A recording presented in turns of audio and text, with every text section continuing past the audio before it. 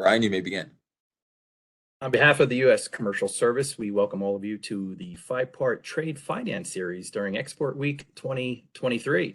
Today, our federal partners from SBA and XM will educate you on the U.S. export and U.S. exporters' needs to government resources for small business exporters.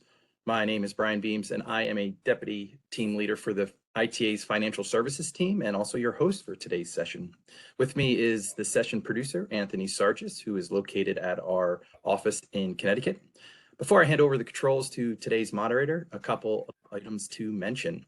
This session will be recorded. If you disagree, please disconnect at this time. We will be sending out a recap email for the 5-part recordings plus materials early next week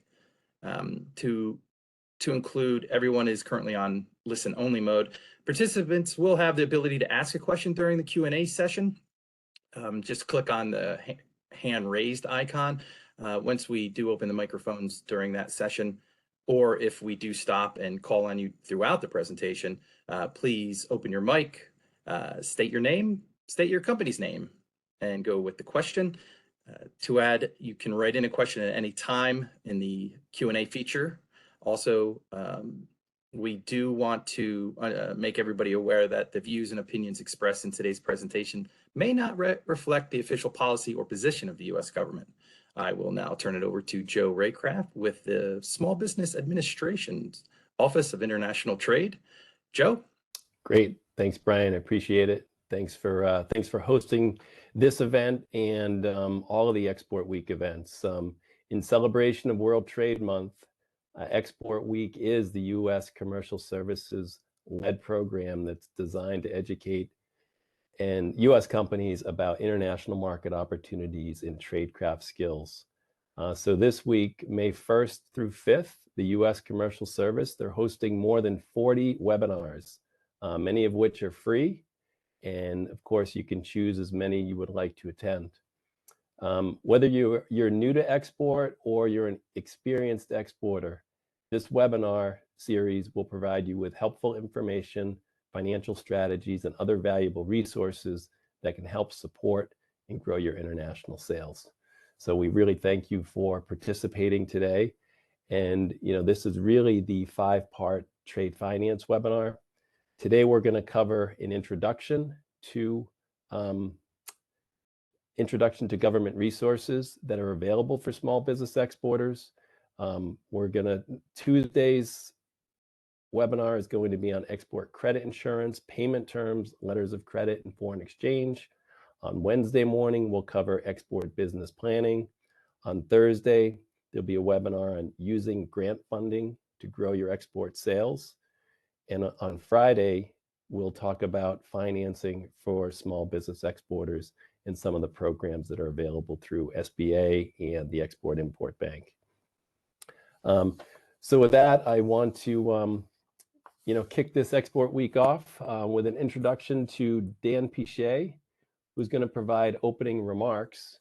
Dan Pichet, he serves as the National Director of Trade Finance within the SBA's Office of International Trade in Washington, D.C. As director, Dan is responsible for the design and delivery of SBA's export loan programs and oversight of SBA's national staff of over 20 export finance managers. Prior to joining the SBA, Dan worked for First American Bank for over 15 years, where he led their trade finance division and served as a member of the bank's senior loan committee.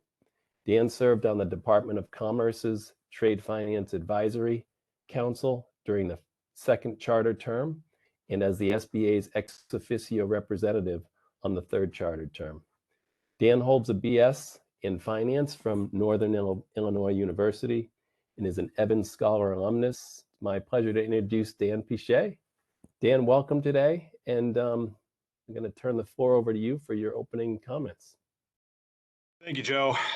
It's great to be here as part of the Export Week celebration. This is a busy time of year for us on the interagency.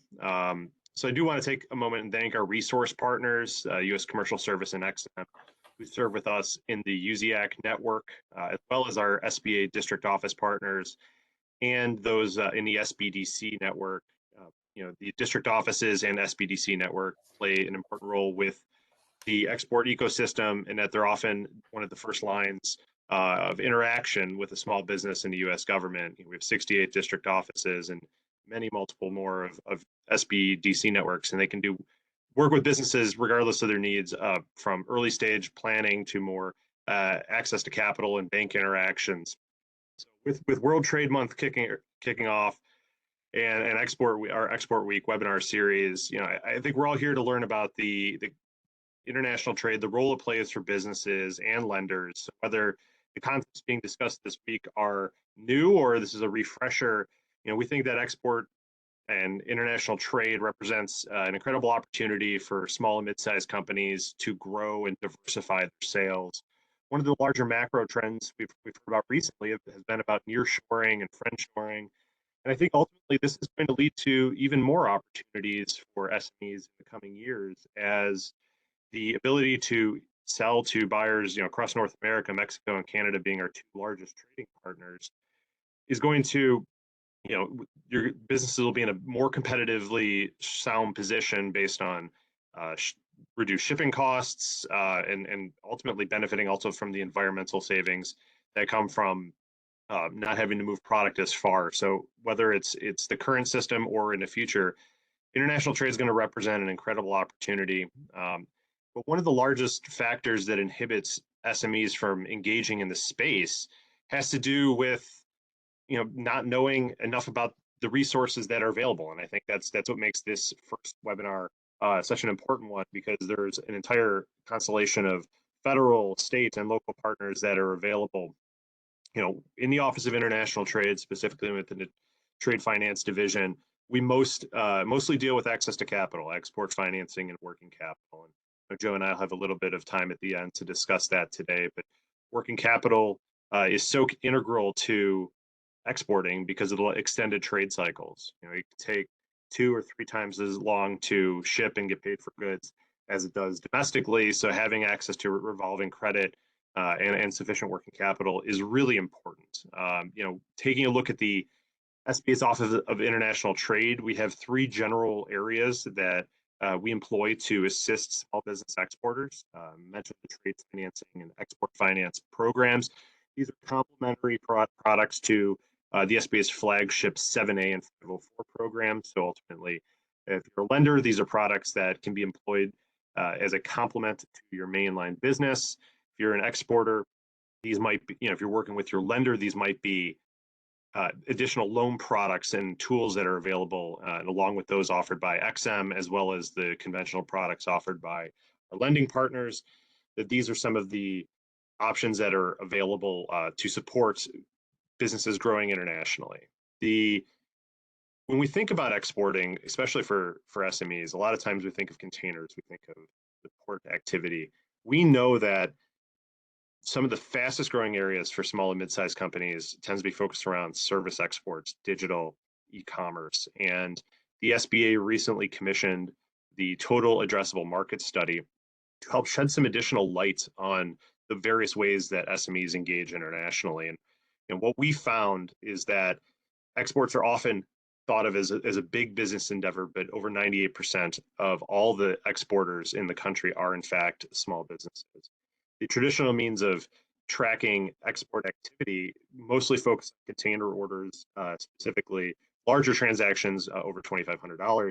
We know that a lot of the SMEs who are engaging internationally tend to do so in sometimes smaller tickets or service-based exports, which are a little harder to track by conventional measures. So the Total Addressable Market Study, which is published on our website now, we do have some additional data that will be coming out later this year, finds that 42% of all small employer-based firms are potential exporters. We think there's a total market for SME exporters of 2.6 million businesses, which again just highlights how the economy is changing. It highlights the ways that SMEs are changing their interactions. So as we, Joe, I want to take some time and speak with you on the ways that our office works. But I think that when it comes to my closing remarks would be to reach out to contact our team, because ultimately we play a role along with our interagency partners to help connect businesses, our resource partners, to the right location. There's no wrong starting point when it comes to engaging with our team, our office, as well as those on the interagency. I mean, our job is to help exporters access capital. We're agnostic on what product it is. Ultimately, we maintain a suite of loan products that complement the standard SBA loan products, but whether it's those offered by the SBA XM or our lending partners, that those programs are there, and ultimately it's our job to help find you the right spot to go. So Joe. Awesome. No, thanks, Dan. I appreciate that. Now, I was curious. You know, in your bio, it mentioned, you know, we've got a network of 20 plus export finance managers around the country. I wondered if you could talk a minute about, you know, how export finance managers specifically, how they work with small business exporters, and what's the benefit? Sure, absolutely, Joe. I think accessibility is really important when it comes to financing. You know, it's a traditional "you don't know what you don't know" model, and I'm you know, constantly learning new things in my role. So our team of export finance managers are part of the USEAC, the U.S. Export Assistance Network, together with U.S. Commercial Service and XM. So a lot of times, a business will have a question. You know, exporting opportunities don't always present, you know, they're more reactive, right? You see a business who has an opportunity, maybe a new purchase order comes in or a buyer, but then what next, right? What do you need from there? And you know, financing is really at the core, but a lot of it has to do with risk mitigation, the process to engage internationally, not knowing the resources, or you know, a lot of it has to do with ultimately how to work with the bank. That's a lot of our question as finance managers. So I think the export finance managers really play an important role from engaging with businesses in terms of evaluating the need and trying to make recommendations on next steps. So a lot of times that will include trade credit insurance, which I know is being covered as part of the series. And that's such an important tool for businesses, but it's not one that they're really familiar with if they haven't exported before or been advised on it. So that in conjunction with how the insurance can work with the loan products, and ultimately trying to find a lender who can support their need. International trade, again, hinges on working capital and access to financing. So if the business isn't necessarily with their lender who has that, we can often assist with that. Or if they are with their lender, we can assist them with some technical questions on administering the program. Yeah, no, I agree. And as an export finance manager in the New England region, I would say almost, you know, 9 out of 10 calls that I get from exporters, a lot of times it's not because they're ready for export financing. It's because they're looking for other resources. And so, as Dan mentioned, you know, we connect companies with the various resources. Many you're going to learn about today. The other thing that I do a lot is work with the exporter's bank, helping them make the connection with a relationship manager if they are in need of financing, and kind of walking both parties through what the steps are, just to make sure everybody, you know, understands how the process is going to go. And then also, it could be a situation where a company doesn't have a bank and they really want to understand, well, who should I work with? What are some of the banks that would make sense for me to work with? So we can help, you know, provide a list of different banks in your area that might be appropriate for your company. So Dan, on the kind of along the same lines on that point, you know, talk a little bit about how your network of export finance managers. So what do they do with lenders? What's their role there, and what's the benefit to some of the lenders? I know we do have some on the line today, so that would be good to hear. Sure. Thanks, Joe. My first interaction with the SBA was actually working with an export finance manager in the Chicago market, where I was originally based. And the same way that access to capital is central to the SBA's mission when it comes to business, you know, obviously our loans are carried out by our lending partners. So I look at one of our roles is capacity building and helping educate the lenders on international finance, on working capital, and ultimately plugging into a very talented and senior staff of export and finance professionals nationally. So when it comes to working with the lenders, we can get really as involved as they need. So this can be helping with individual credit opportunities on a one-on-one basis. So a specific borrower has a unique need. What way can our products, as well as those offered by our partners, meet that need? It can also be more structural or forward-looking. So we're trying to help the bank understand where our products fit in, where they don't, where we can complement their core business models, and ultimately help them better serve their community and the businesses they're in. So that's probably as highest level view. What we're there to do is ultimately discuss with the lender, see what their needs are, what their appetite is, and help see where our products can help complement their existing offerings. Absolutely, yeah. In my role, what I do, I try to see myself as really an extension of a bank's lending team. So I really want to help you. I want to help the exporter if they're really in need of this specific export financing.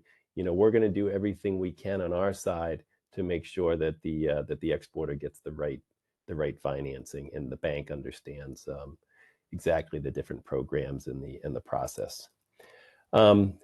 Dan, I'm going to switch gears a little bit here. For better or for worse, with the recent focus on our banking sector, I wanted to see if you could talk a little bit about some of the things that a small business should consider when they're looking for a bank. Maybe they don't have a bank now. Maybe they're starting to think about financing.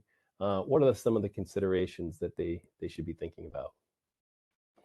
I mean, it's an excellent question, and oftentimes when businesses are approaching a lender or multiple lenders for an initial loan request, that in some ways can be the easiest stage, right? You're going to market, you're getting term sheets, you're comparing them to each other. So when selecting a partner, the best advice I could give is that it's not just the current loan need. It also has to do with where that business sees themselves going, and really trying to judge it based on the second or third loan request, because ultimately that's really not the one where you're going to market. You're not competing, getting multiple term sheets. A lot of times that need is taken to your relationship manager, your lender, and seeing what they come back with. So when it comes to selecting a partner, I think relationship is really important. It's really important on the interagency side. That's why we cohabitate with Commerce and with XM, and then also we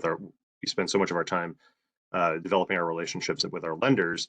And the same is true for the business, right? Understanding what their appetite is, their capacity, and what the business's needs are now, and where that business owner sees them in the future, I think is really important, because you want to find a partner who's a fit, obviously for the near term, but also longer term, so that you're not constantly searching out capital. I think that's one of the more stressful situations that many small business owners go through, especially if there's a large project or a large opportunity. And really what we see on the international space is that the opportunities grow very quickly. That, oftentimes, you get an initial order and they can grow, so that there's a transformational aspect of international trade that is true for a lot of small businesses. So making sure if you are on an international track and an internationally minded business owner, making sure that the bank is in the right capacity, your lending partners in the right position to help you grow in the future is really important. Awesome. Thanks for that. Okay, I think we're about up on time. So Dan, I just want to leave it with any final thoughts that you might have for our group of small business exporters that are in the audience. I think when it comes to international trade, proactivity is really important.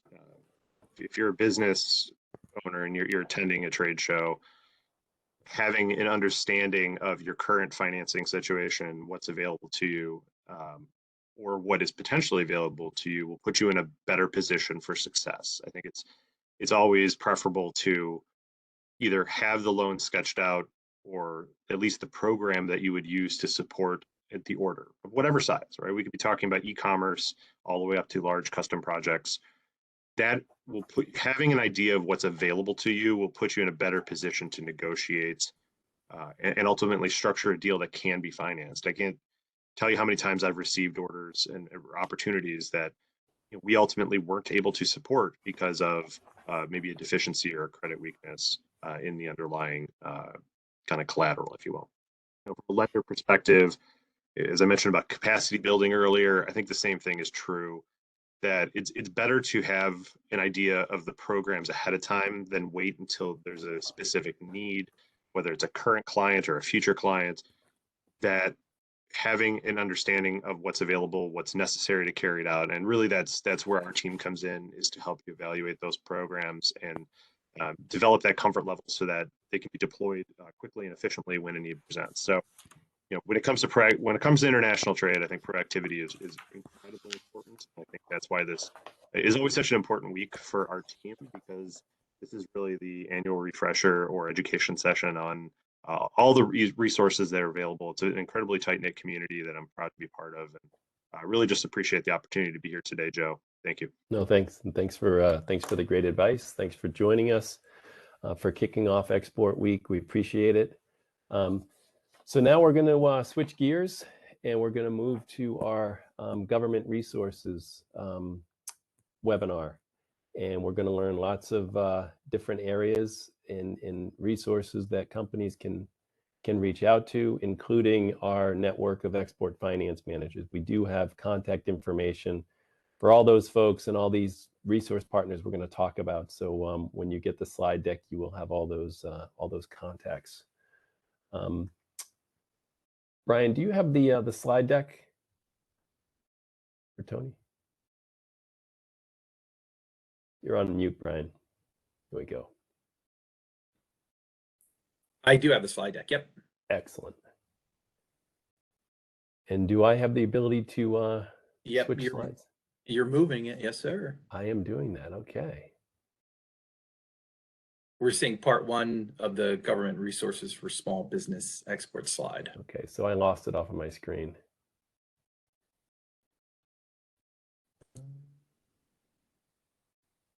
In theory, Tony, can we? I can move it for you guys if you'd like. You want me to move forward on this slide, Joe? Yeah, I can't see the deck. Okay. Let me move it for you.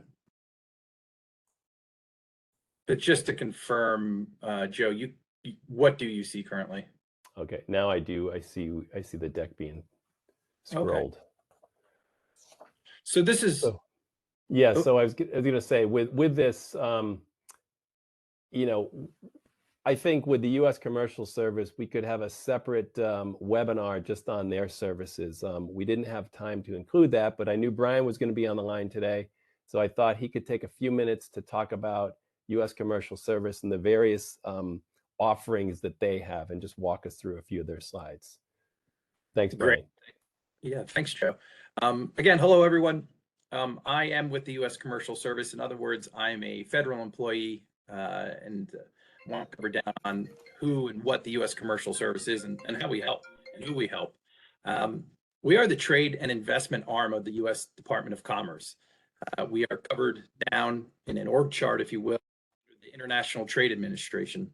We work with U.S. exporters who are ready to export or close to ready to export. I'll kind of put it that way. To help them sell their U.S.-made goods and services to foreign markets. It is an exporting mission. To give you a structure of our agency, we have 100 offices domestically. I'm in the Northern New Jersey office, and as I mentioned earlier, Tony is in the Connecticut office. But yet we're directly tied with your U.S. Embassy and consulates commercial sections in I think it's a little bit over 80 countries. We can help you develop an effective export strategy, operationalize your organization for exporting, and identify and qualified leads to potential overseas buyers, distributors, even joint ventures, and then, of course, help you with licensing and so on and so forth. Before we kind of move off this slide, well, yeah, go ahead and move off the slide, Tone, and then to the next one. Remember, folks, if you could take away anything, please write down trade.gov. That's trade.gov. That website is where you'll find all of the commercial service offerings to include links to partners such as the Export-Import Bank of the United States, who's on the call, and then of course Joe with the Small Business Administration's Office of International Trade. Some of the just highlights. I know I mentioned kind of who we are and what we do, but to echo the concept of if you're a U.S. company, small, medium, or large, if you're you're past the research phase, if you will, of and you are incorporated, we can help with our flagship is matchmaking. We can cover down on either trade shows you'll see us at, maybe not every single one, but ones that are the larger ones that have an international theme. To include, we have matchmaking customized offerings. I'll mention it that way, where we can help you develop a pre-screened and vetted list of foreign buyers or potential agents, depending on what you need.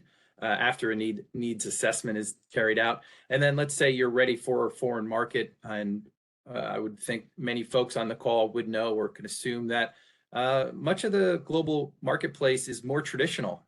So we can help you with coming into country and meeting qualified pre-screened, maybe 4, 5, 6 entities that, again, they could be distributors, agents, or something like that. And those folks on the call that are, or the webinar that are looking after foreign government procurement, right? If you're doing work with the US government in any entity, or any way I should say, I can tell you through my experience that other countries' ministries and their procurement process are created the same way by the US as the US model, I'll put it that way, or very close. So you can be very competitive, for example, in Canada, if you're to learn more about a ministry's needs and yours, and to then cover down on your provide your solutions. I guess I'll also mention, just in regards to our market, our commercial diplomacy. Hopefully you won't have to use it, but at some point, if you're in the export game long enough, depending on what you're doing, commercial diplomacy does tie in with foreign government procurement. We can support and be somewhat your stewards for that foreign government tender, all the way up to the tender being awarded. And then we also covered down through also the diplomacy and advocacy side of it. And then lastly, if you simply have a contact that you've been working with, or believe the email that came in that, hey, I want to rep your products or services in my country, I'm from X and Y. We have background checks and resources to cover down on that, depending on the development of the market. And why I say that, if it's a frontier emerging market, may not be able to get you many, many years of tax returns from said potential entity.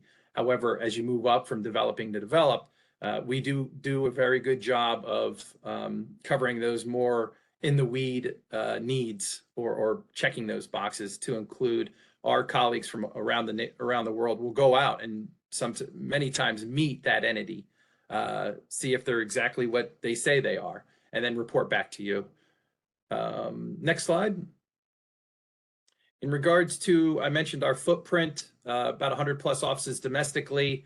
Another takeaway, if you don't use the U.S. commercial service and you are an exporter, maybe you're in e-commerce and you've been selling to other countries and you didn't really necessarily know it, there's a lot of value add if you contact your local trade specialist at that local commercial service office, just to have a conversation, let us know what you're doing in the sense of how we can support.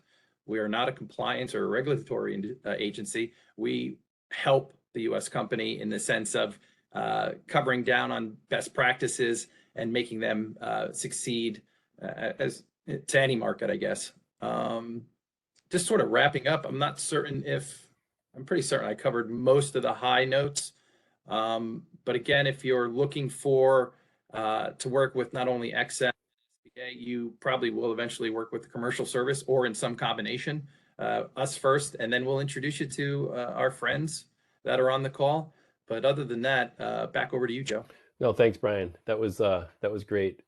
Just so many great services. I really encourage companies, if you're, looking to export more, or you're just starting, some phenomenal programs. Many of them are low cost or no cost, and you'll learn later on how even for those services that do cost some money, we have some ways to help offset that with some grant funding. Today, we're also joined by Richard Foy, who's the Eastern Regional Director for the Export-Import Bank. Rich, I apologize if you want to just introduce yourself briefly and then tell us a little bit about Exim Bank. Sure, thanks, Joe. So my name is Richard Foy. I'm the Regional Director for the Eastern Region. And I represent Export-Import Bank from New York up to Maine. And there are several other folks like me operating throughout the U.S. working directly with exporters to help facilitate their needs, introduce them to other resources, as well as into our own. Exim Bank, we're an independent government agency. We're a small agency. Our mission is to grow jobs through export, so we're very much export focused. We look to support U.S. exports through working capital guarantee programs, export credit insurance programs, both of which we're going to go into greater detail in segments this week. But those are two really strong programs that certainly help small business exporters, grow their exports. I don't know if you want me to go into any details about our programs now, because really we're going to, we have sessions tomorrow specifically on export credit insurance and on Friday on the finance side of things. But I do want to just kind of emphasize a point that Dan made, that you'll see a lot of resources that are available to you this week in the different segments. We are co-located in many cases with Department of Commerce and SBA. We work very closely together, so it doesn't matter who you call, you kind of get the same ear. We listen to what it is that you're trying to accomplish, what burdens that you may have in the market, and then we plug you into the resources. We work very closely together, and you should, even though we're going into detail on specific programs and resources available to you, know the names. Understand that there are a great deal of resources available to you as an exporter. That's the biggest takeaway from the whole week, in my opinion. Good advice. Thanks, Rich. If we can move on in the slide deck. Next slide. So I'm Joe Raycraft with the SBA, again, Export Finance Manager in New England. And, to Rich's point, the speakers on the phone today, Rich, Brian, and Tony, we all work very closely together. So you call any one of us, we're going to make sure that we get you to the right person or organization. And then I hope that, through these webinars, you'll be able to find the specific contact folks in your state so that you can be successful. So this is a busy slide, but it kind of tells the story of SBA and its Office of International Trade. And what our mission really is it's to increase the number of small business exporters in addition to the volume of exports by small business exporters. And we do this in a couple of ways. One of them is first through providing that export advice and counseling. Now, we do some of that on our own, but again, a lot of this is referrals that we'll make to different agencies like U.S. Commercial Service, for identifying new customers in foreign markets or identifying the markets that make sense for your product. The second thing we do is we help provide some grant funding to exporters to offset specific export-related costs. Again, a very popular use of that program is participation in the International Trade Show, where a percentage of those costs can be offset with some grant funding. And then third is the financing for international sales. And those are the export loan programs that Dan mentioned that are available through the Office of International Trade. We work directly with lenders to educate and train them about the programs, but we also work directly with companies and exporters to help them determine what's the best and most appropriate type of financing for their need. Next slide. And just on the advising and counseling piece to what we do. Again, we do make referrals to each other, but we do have a toll-free number and an email address for our international folks at SBA down in DC. We do have some senior trade policy folks that that work, closely with companies to help them answer questions that they're dealing with. Maybe they have questions about harmonized tariff code, or what are the duties on certain products. Maybe there's a trade dispute. So there's lots of things that our trade folks can help with.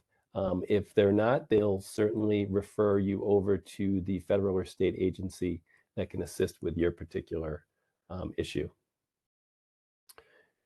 Next slide shows the network of export finance managers that the SBA has throughout the country. So, you can see we all work within a region. We typically cover several states. I cover the New England region, but I hope you'll take the opportunity to reach out to your export finance manager and, introduce yourself and talk about, what you're doing and what some of your needs might be, and, start the process of understanding what the exporter resources are that are available to you. Next slide. So we're going to go through a number of slides where Rich and Brian and I are going to talk about some of these other resource partners that are available that we would be making referrals to. The first one is the Small Business Development Centers. They've got a network throughout the country. It's a partner program in the SBA, and the Small Business Development Centers have some great advisors that can help small businesses for free with face-to-face meetings to talk about maybe a specific area of your business that you want to focus on, or maybe you need to develop an export business plan. Those are some of the things that an SBDC can help you with, and we've got the contact or the website where you can go to find your local SBDC advisor, and I think you can actually make an appointment online. Next slide. I mentioned briefly the some grant funding. The State Trade Expansion Program is the program that's funded by the SBA, but it's managed by each state. Tony, if you could go to the next slide with State Trade Expansion Program. Perfect. And so this program is funded by SBA. It's managed by each of the states. Each state, manages its own program. So some of the reimbursements may be different. Some of the eligible uses may be a little bit different, but in general, any type of export-related cost can be eligible for some partial reimbursement. As I mentioned, participation in an international trade show is very common.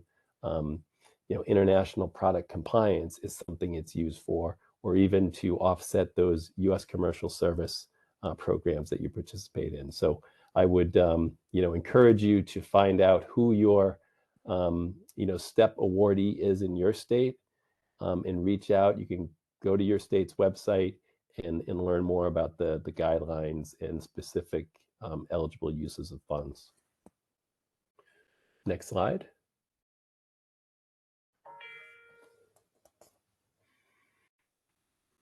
Brian, do you want to do the deck? Thanks, Joe. Everyone, so here's a very good opportunity for involvement and volunteering to include education and local, your export ecosystem, if you will. Closely affiliated with the U.S. Commercial Service and, of course, SBA and XM, district export councils serve as the voice of the exporter in their localities around the United States. I believe there's over 60 current decks, and we have to be close to more than 1,500 members. Members not only in your urban environments, but also your rural areas throughout the country. The pillars of what we call decks, and when you get into your exporting ecosystem, your local one, they are referred to as decks. Here it's New Jersey deck, deck, excuse me, Connecticut's the same type of thought, Connecticut deck. But the councils are to inform, educate, and advocate and assist local members and the companies in becoming a successful exporter. The decks are unique in their way to work directly at the local level with businesses, assisting them with exporting. This can include, but is not limited to, education, advocacy, networking, and mentoring. So that's pretty a short wrap on the district export councils. For a last word on that is, if you're interested in learning more about the district export council in your state, simply Google it, and you'll read up, and they'll definitely have networking events throughout the whole year. Next slide.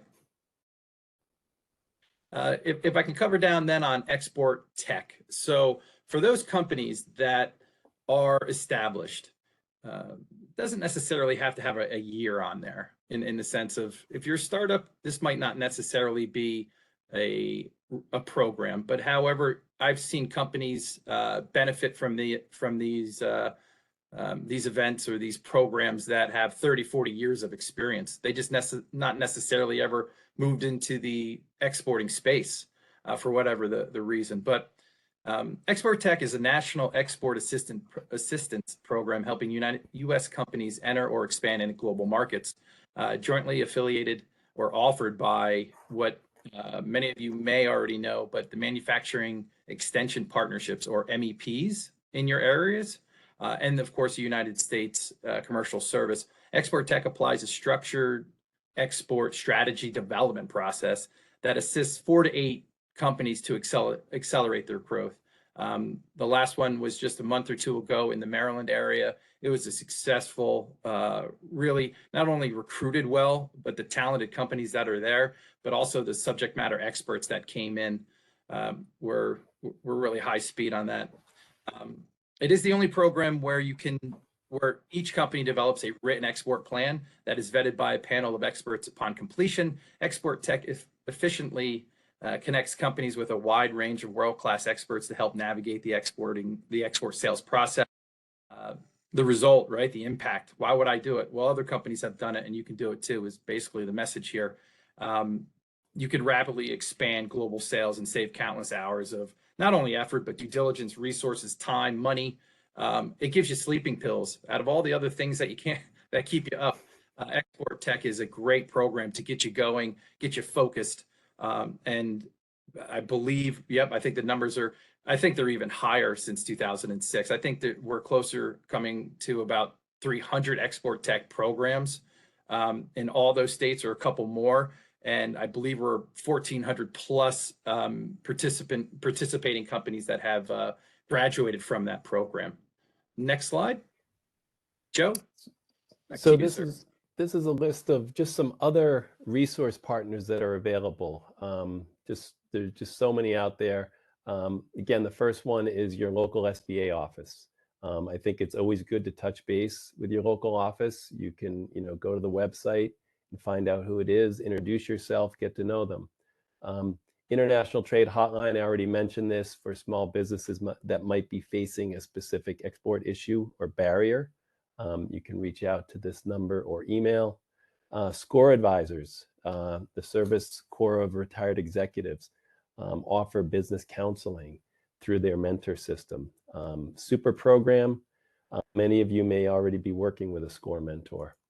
Women's Business Development Centers, again, just another resource, as well as Veterans Business Outreach Centers for veteran-owned businesses. And then the next slide, again, more resources. These SBA resource guides, if you do reach out to your local SBA office, you may be able to find a printed version.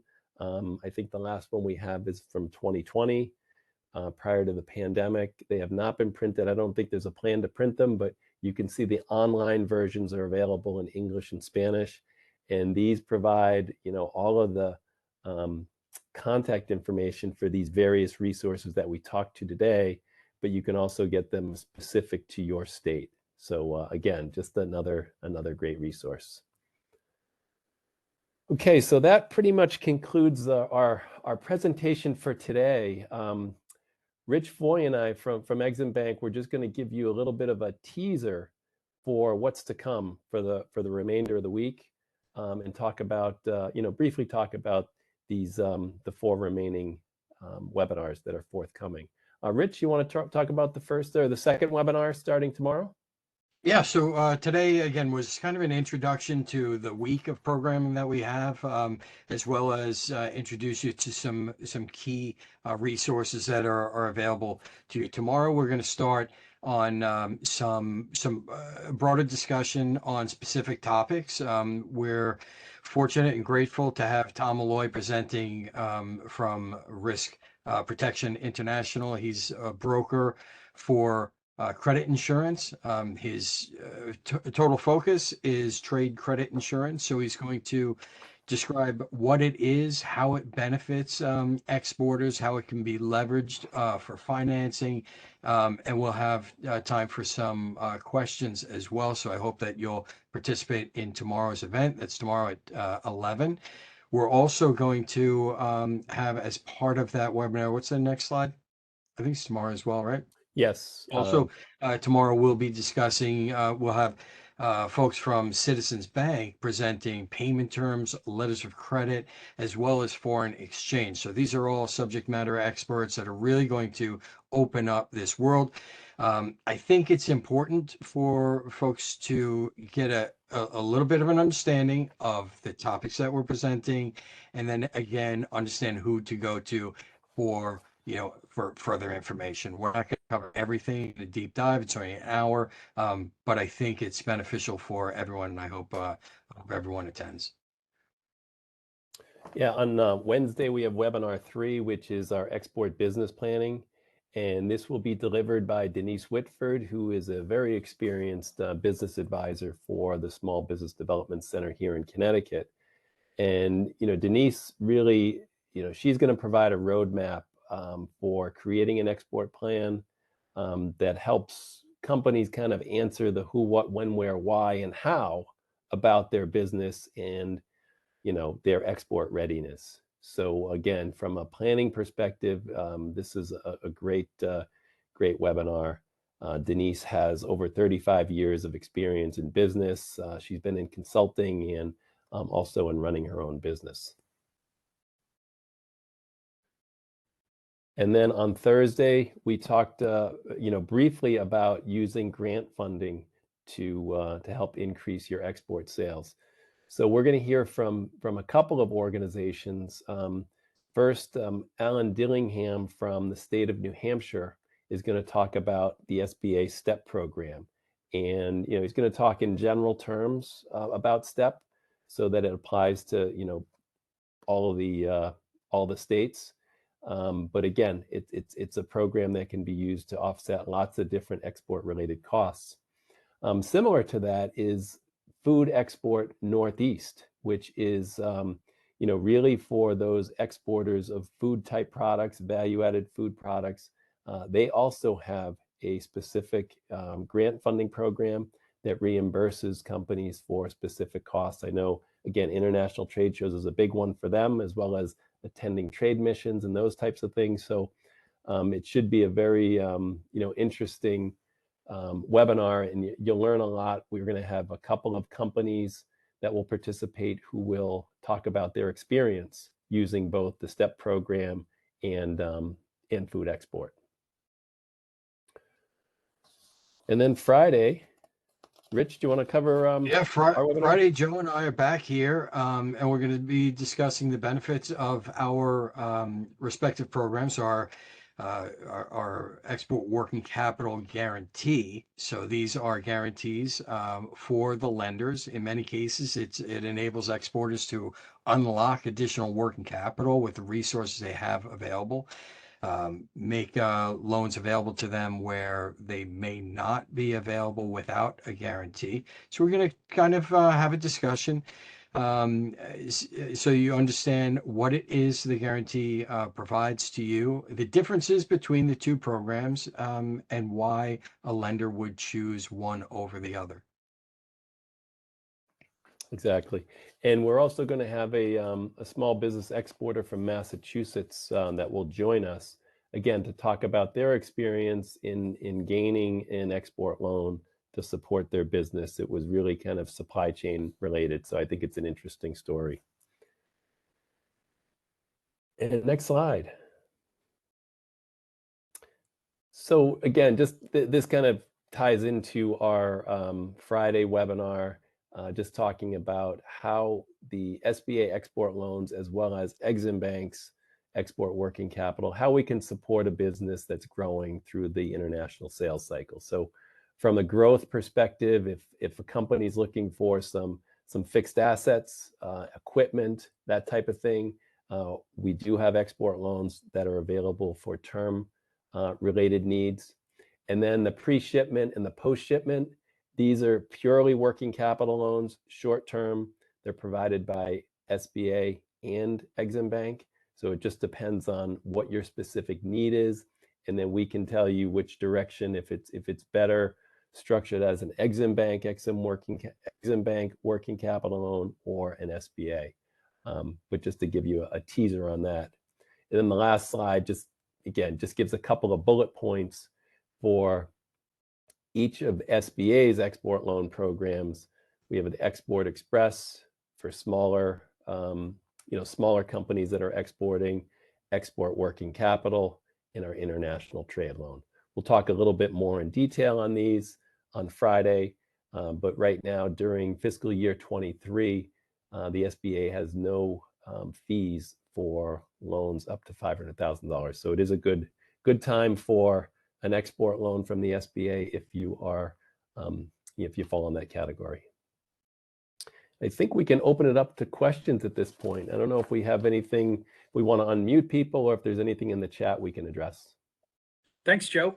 I'd first just like to thank SBA and XM, specifically Joe and Rich today, our subject matter experts, for offering their time and sharing their knowledge and experience. We'll definitely hear more about their product servicing or product services on Friday. Folks, we are moving to the Q&A portion.